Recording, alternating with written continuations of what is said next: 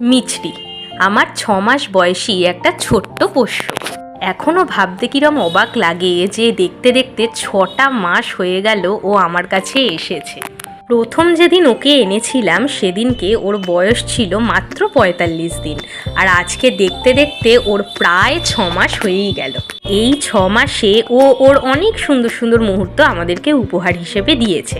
ও যত দিন আমাদের সঙ্গে আছে তত দিনে আস্তে আস্তে ও যেরকম আমাদেরকে ভালোবেসে ফেলেছে, ওর সাথে জড়িয়ে ফেলেছে, ঠিক সেরকম আমরাও ওর সাথে খুব জড়িয়ে পড়েছি, ওকে খুব ভালোবেসে ফেলেছি।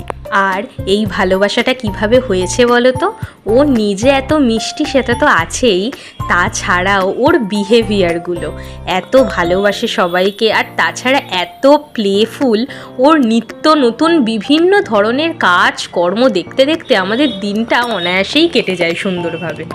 ওর কোনো দিন কোনো খেলার অভাব হয় না, মানে ও একটা ছোট্ট পেন্সিলের টুকরো নিয়েও যেরকম খেলতে পছন্দ করে, সেই রকম ওকে একটা বল দিলে সেটা নিয়েও ও খেলতে পছন্দ করে।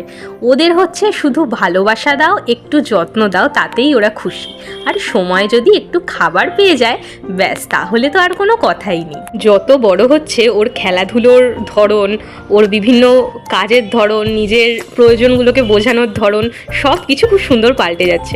দেখো না, এই ভিডিওতেই দেখো ঘুমানোর সময় আমি ওকে আদর করলে এত আরাম করে ঘুমোয়, আর এখানে দেখো বারবার করে আমার হাতটাকেও জড়িয়ে জড়িয়ে ধরছে। ওর হাতের ওপরে আমার হাতটা চলে গেলে আবার নিজে আমার হাতের ওপরে হাতটা এনে রাখছে। তাছাড়া ওকে এমনি যত্নে তো আরও রাখা হয়, সময় সময় ডাক্তার দেখানো, ভ্যাকসিনেশন করা, তারপরে ওর নখ কেটে দেওয়া সময় সময়, গায়ে যখন ফ্লাইসগুলো হয় ওকে খুব পরিষ্কার পরিচ্ছন্ন রাখা হয়, তবু ওদের গায়ে ফ্লাইস হয়, এখানে ওখানে ঘোরে, তো মানে ছাদে চলে যাচ্ছে এখানে চলে যাচ্ছে জানি না কীভাবে হয়, তো ফ্লাইসগুলোকে আঁচড়ে দেওয়া, পরিষ্কার পরিচ্ছন্ন রাখা, সবটুকু করা হয়। কিন্তু যেটা ব্যাপার সেটা হলো, যখন উনি জেগে থাকবেন তখন না কাটা যাবে ওনার নখ, না আঁচড়ানো যাবে ওনার লোম, কারণ তখন ভীষণ ছটপট করে। ওই জন্য যখন ঘুমোয় তখন এই কাজগুলো করা হয় ওকে নিয়ে। আমি করি নখ কেটে দেওয়া, তারপরে ওর লোমটা আঁচড়ে দেওয়া।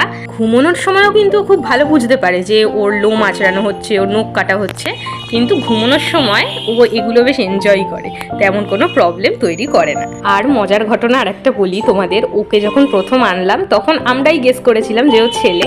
তারপরে ওনার যে ভেট, ওনাকে যখন প্রথম দেখালাম তখন উনি বললেন ও নাকি মেয়ে। এবার জানি না কেন বললেন, উনি হয়তো ঠিকমতো বুঝতে পারেননি বা কিছু। তারপরে এখন যত বড় হচ্ছে তত বোঝা যাচ্ছে না ও একটা ছেলে বিড়াল। আগে ভেবেছিলাম এই ভিডিওটা একটা গান দিয়েই শুধু আপলোড করে দেবো, কিন্তু কপিরাইট আসছে বলে ভাবলাম ওর কিছু কথাও শেয়ার করে দিই।